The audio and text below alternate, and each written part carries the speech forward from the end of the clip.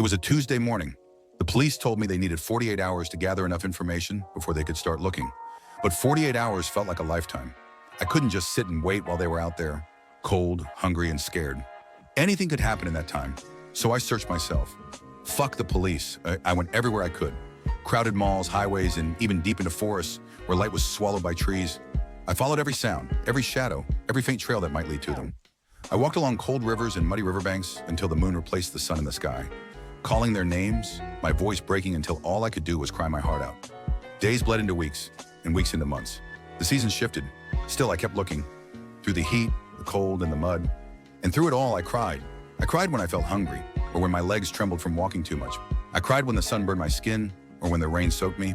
I cried when I slipped on mud, or when blisters swelled beneath my feet. At one point, I didn't know if I was crying out of physical pain, hopelessness, or grief.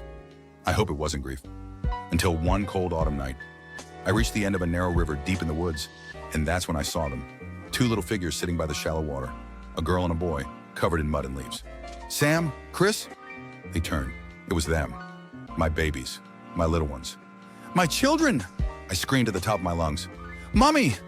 We ran into each other's arms, and I hugged them tighter than ever while tears streamed down my face. Oh, my babies, I whispered, relieved and happier than ever. You're coming home with me? I held their little hands as we carefully walked home.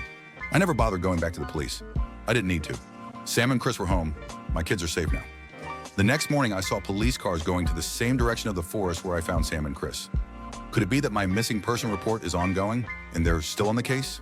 Perhaps letting the authorities know that I found my children is the right thing to do, despite them not being of any help to me at all. I immediately wrapped myself in a decent bathrobe, double-checked on my kids who were sleeping soundly in their rooms, and followed the direction of the police cars.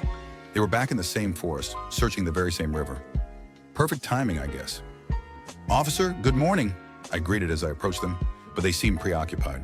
I stood by the bank, curious. I watched as they pulled something out of the river. 3 bodies. 2 were children, and 1 woman. Her skin was pale, her hair was tangled in weeds, and her mouth frozen in an endless scream. It was my face, and I was still crying.